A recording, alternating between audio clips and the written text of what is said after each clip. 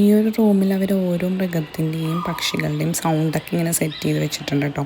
അപ്പോൾ ആ സ്ക്രീനിൽ ലൈറ്റ് കത്തുമ്പോൾ നമുക്ക് ആ ഒരു സൗണ്ടാണ് കേൾക്കുന്നത് ഇവിടെ.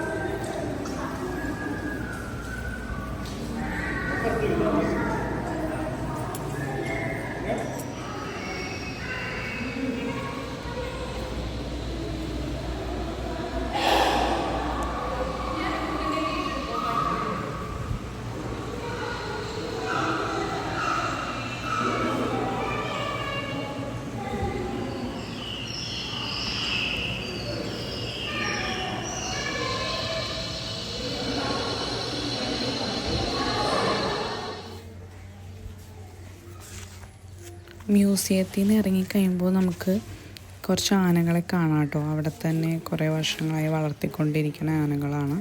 അതിൻ്റെ കൂടെ അവരുടെ പേരും വയസ്സും ഇവരെവിടെ നിന്നാണ് കിട്ടിയത് അതൊക്കെ അവിടെ എഴുതി വെച്ചിട്ടുണ്ടാവും കേട്ടോ.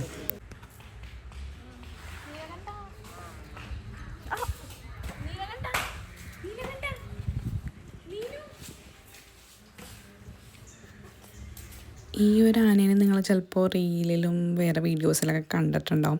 ഇത് എപ്പോഴും ഇങ്ങനെ തല ആട്ടിക്കൊണ്ടിരിക്കും കേട്ടോ. അത് കാണാൻ തന്നെ ഒരു രസമാണ്.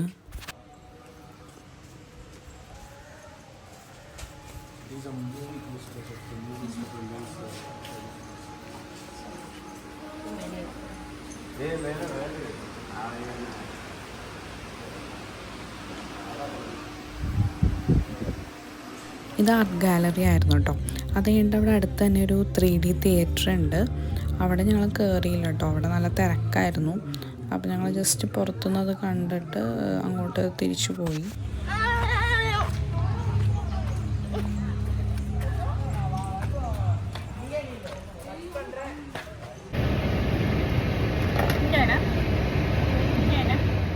അവിടെ നിന്ന് ഇറങ്ങി ഞങ്ങൾ ഫുഡൊക്കെ കഴിച്ചു. അവിടെ അടുത്ത് തന്നെ ഒരു ഹോട്ടൽ ഉണ്ടായിരുന്നു.